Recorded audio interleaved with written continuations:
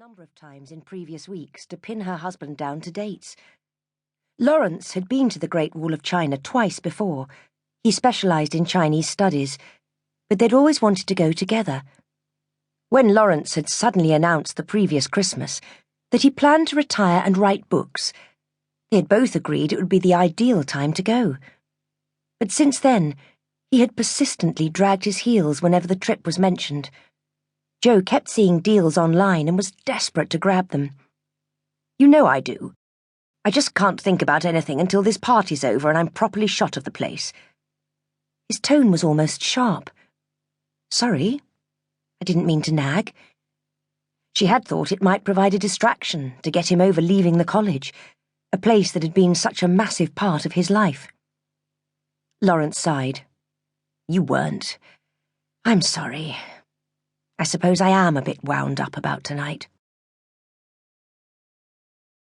Lawrence's party, organised completely by his friends, was being held in the basement of a Vietnamese restaurant in Old Street, a favourite haunt of the university staff. 25 people were crammed into the airless, low-ceilinged room, baking on such a hot June night. Tables set up on 3 sides of a square, with Lawrence in the middle of the top table. It looked more like a wedding than a retirement party to Jo. "Good to see you, Joanna."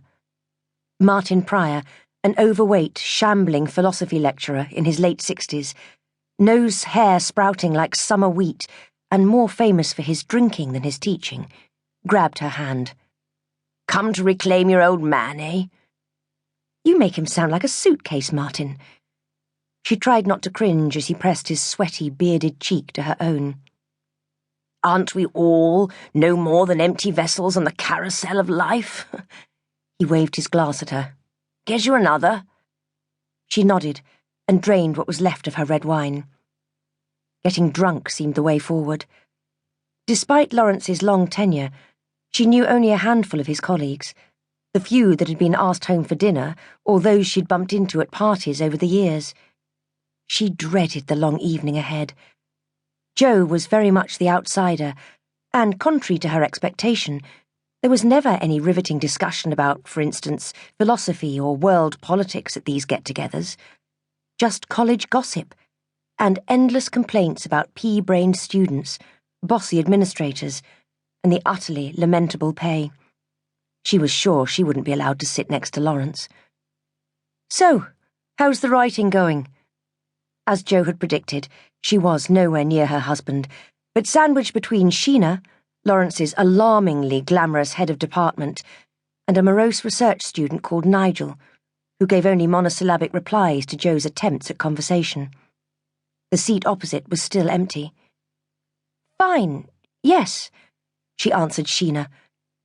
In fact, her latest book for the young adult market, as teenagers were called these days in publisher-speak, had sold barely 2,000 copies, and her publisher was havering about commissioning another.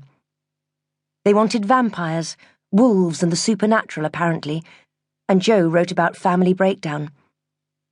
Her first 5 books, especially the third one, Bumble and Me, had attracted an enthusiastic following, but even these fans seemed to have deserted her now for Fangs and Blood.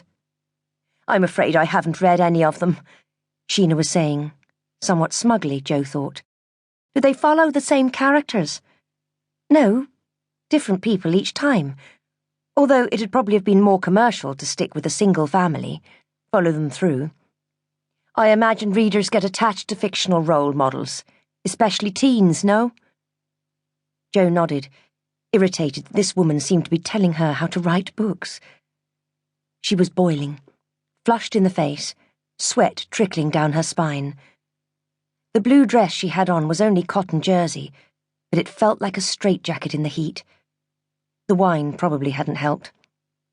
Sheena, on the other hand, looked like the original Ice Maiden, her fair hair falling shiny and straight to her shoulders, her pale skin, pale eyes, pale rose-shift dress, the antithesis of warmth.